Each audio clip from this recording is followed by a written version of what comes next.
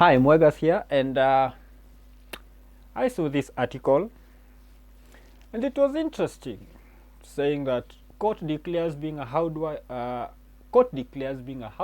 payable full-time job, which got me thinking.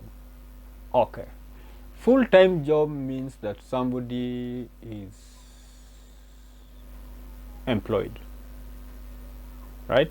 So being a housewife is an employable kind of job.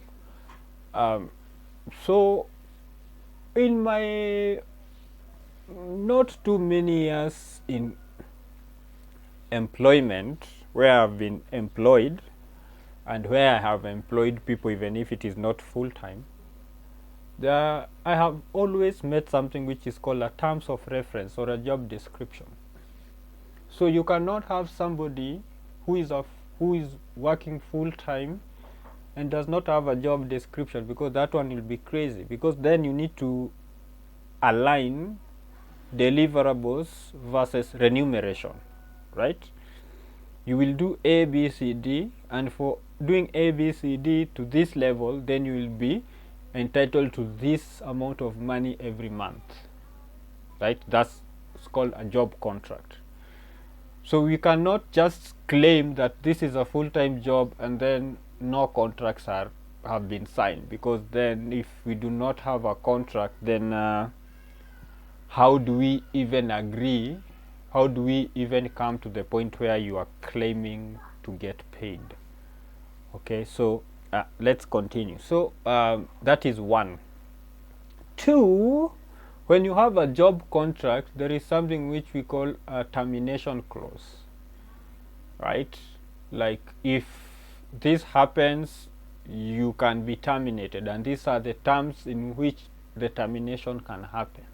So if a housewife is a full-time job, and full-time jobs require a contract, and contracts require a termination clause, does that mean then that you can fire your wife and bring in a new employee?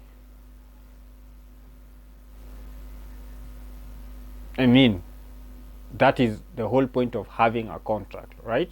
I will do this, this, and this, and by doing this, this, and this, then I am owed this amount of money.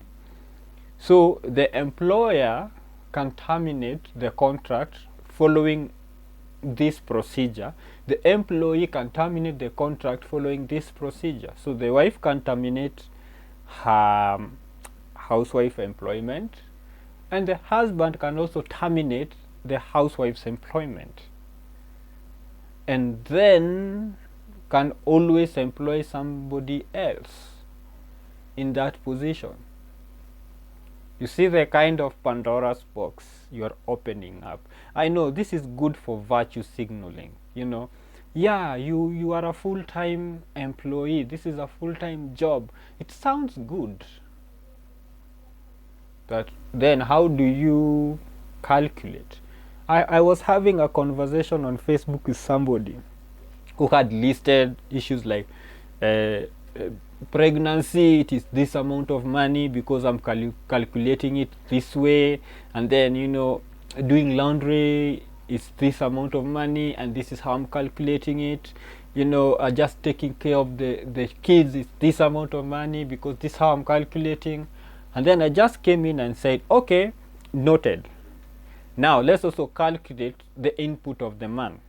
So the man is paying, the woman is living under the man's house. So that means somebody is paying rent, so you owe rent. The woman is eating the man's food. So just like a hotel, you owe money for your food, for your water, for your medical care, for the amount of airtime that he gives to you to put in your phone, for the amount of money he sends to you to take care of your business, for the amount of money he has given to your family for whatever reason. The clothes you are wearing, you owe him for that.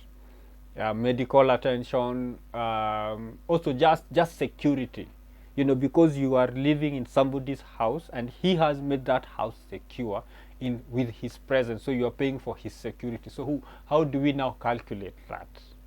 Okay, so if the woman will come with issues of I am pregnant, I am taking care of, when I'm pregnant, this is what I'm going. Then the man will say, okay, when you were pregnant, you are living in my house. I was feeding you. I was doing this. I gave you money to go to prenatal care. So you owe me this. You owe me that. You owe me that. And then now, if you are divorcing, then you bring your costing. I bring my costing, and then whoever owes whoever then gets to pay. And then how do we even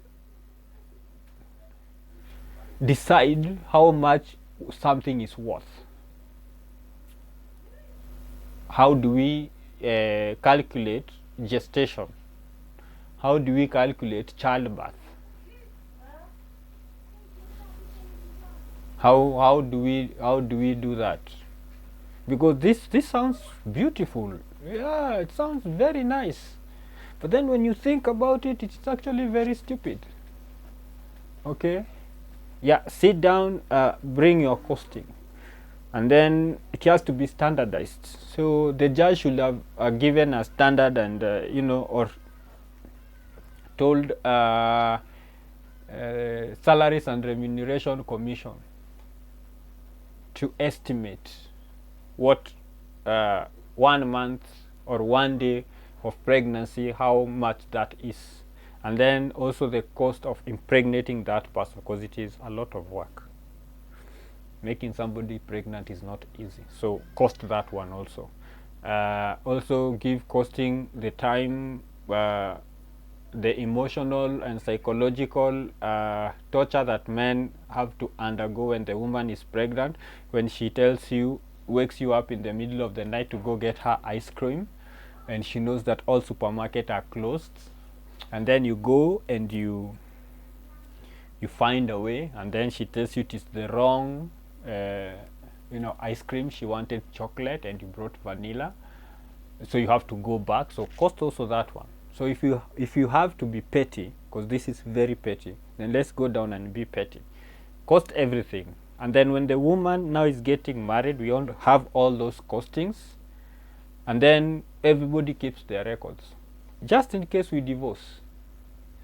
Any amount of money I send to you, I record. Okay? Anything you do for me as a woman, you record. You brush my shoes, you record.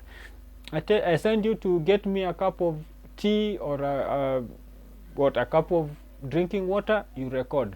This much, this much, this much, this much. Every time you send me to the market, I record. Every time I give you some money and you don't give me change, in fact I charge that as fraud, as being stolen from. How about that? So this is very good when on face value, very nice, sounds very progressive, but how do you implement it? How do you calculate that? How do you do that?